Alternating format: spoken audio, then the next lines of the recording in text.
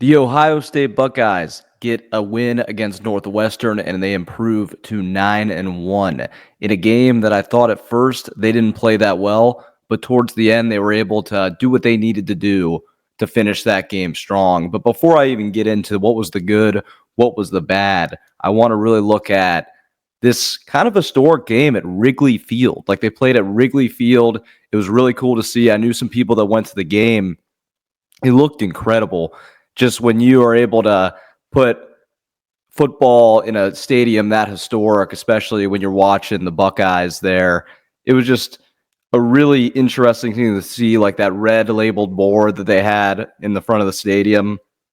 Some really, really cool shots.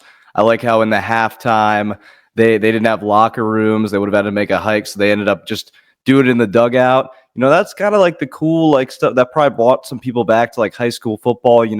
You're going into like weird outside locker rooms in some games, but I thought that was pretty cool. And I thought overall the atmosphere of the game, that's about as cool as it can get. And, it was a neutral site game and it felt like a weird neutral site game as well. But I think that the Buckeyes did need to play a little bit better in the first half. And I'll start with the bad here. The defense needs to get more pass rush. Now, towards the end of the game, once Northwestern was worn down, they were able to do so.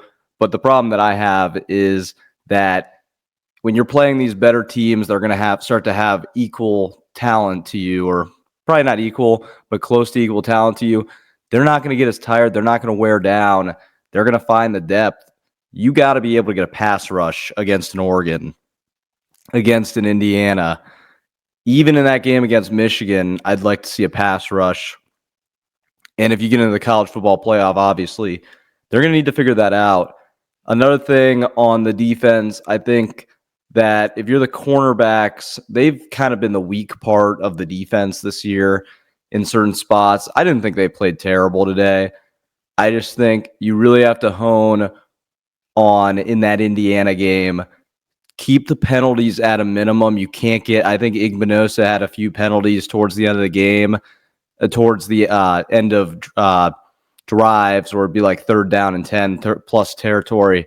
You don't want to get into those situations. And a lot of this breakdown is just going to be in preparation for how I think they're going to fare against that Indiana team who's looked pretty darn good. Say what you want to say about this game. It's a weird neutral site game, but there's issues. And I offensively, I thought they played a pretty good game. There wasn't really a lot that they could do. And you have to factor that in the first half, Northwestern had the ball, especially the first quarter. They had the ball for so much of the possession of the game. That usually causes the offense to get cold, and they came out, they responded when they needed to respond. Should have had that touchdown to Jeremiah Smith, just missed it.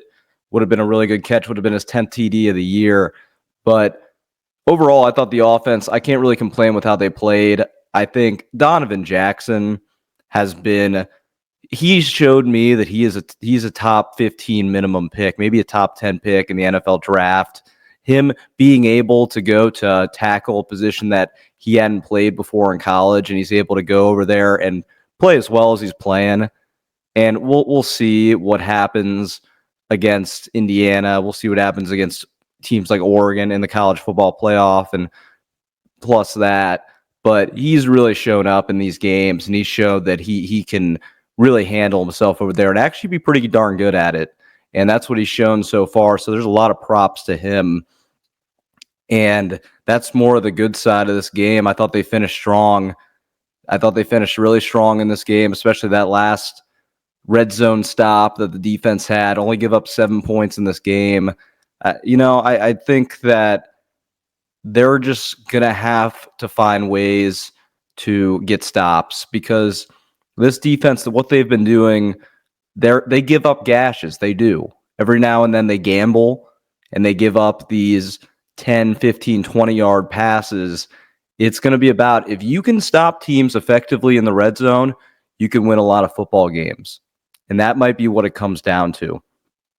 The biggest thing, probably takeaway that I have to take from this game, though, they cannot get off to a slow start against Indiana in that game. You cannot get off to this slow of a start. You cannot underestimate the opponent like you've underestimated Northwestern, like you've underestimated Nebraska. You cannot do this. Even Purdue, there were moments in that game where they were driving early. You can't get yourself in that situation because Indiana is they're going to be really well coached. They're going to be locked in for that game. They're coming off a bye.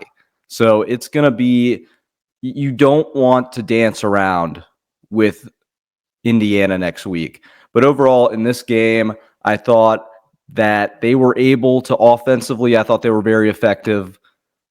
And I thought that the defense finished out the game very strongly.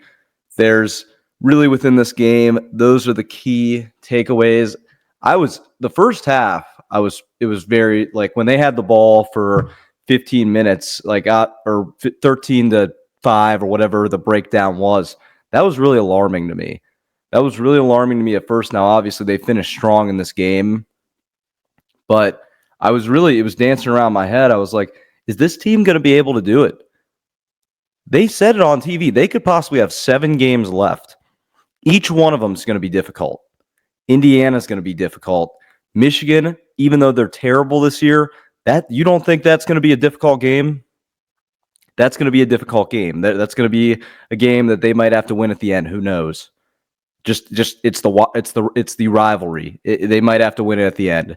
Who knows at that point? So you have to factor that. After that, if you are able to win those two, you have Oregon in the Big Ten championship game. Not going to be easy. And then it's the college football playoff. Whether you win that game, whether you lose that game. If you lose that game, you got to win 4. If you win that game, you still got to win 3 against really competitive teams. So you have a runway here where it's going to get very difficult. This was the last gimme. This was the last throw. This was the last guaranteed win, in my opinion. Say what you want to say about the Michigan game. It's still going to be a competitive battle. Ohio State will win. But it's still going to be, they're still going to have to show up, and I think they will. But you have a really tough stretch coming up ahead of you.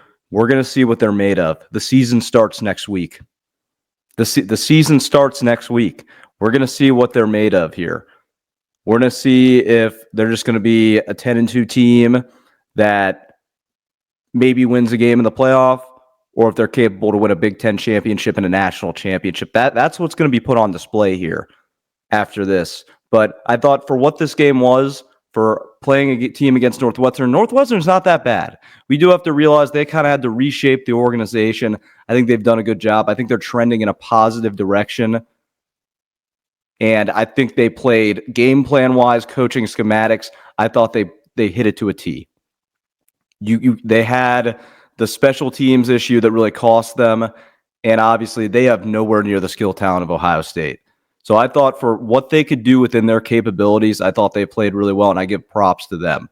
But now for Ohio State, second half onwards, they were able to execute, they were able to figure it out, and they were able to get a solid win in the second half. Honestly, second quarter on, everything was good for Ohio State, in my opinion.